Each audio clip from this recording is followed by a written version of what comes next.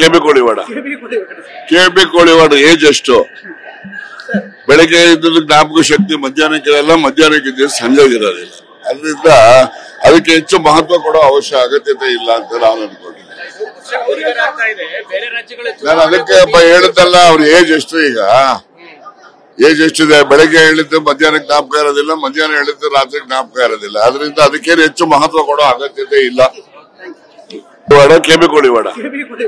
KB Koliwad age ಎಷ್ಟು?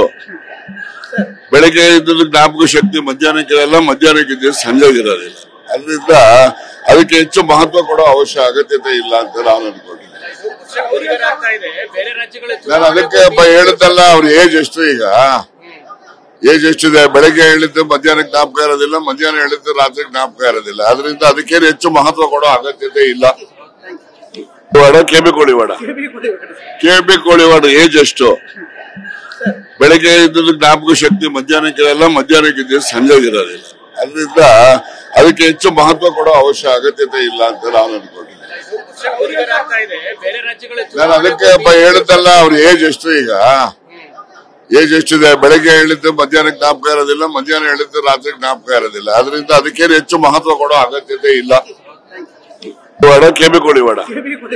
KB Koliwad age ಎಷ್ಟು? ಬೆಳಗ್ಗೆ ಇದ್ದ ಜ್ಞಾಪಕ ಶಕ್ತಿ ಮಧ್ಯಾಹ್ನಕ್ಕಿರಲ್ಲ, ಮಧ್ಯಾಹ್ನಕ್ಕಿದ್ದ ಸಂಜೆಗಿರೋದಿಲ್ಲ. ಅದರಿಂದ ಅದಕ್ಕೆ ಹೆಚ್ಚು ಮಹತ್ವ ಕೊಡೋ ಅಗತ್ಯತೆ ಇಲ್ಲ ಅಂತ ನಾನು ಅನ್ಕೊಂಡಿದ್ದೀನಿ.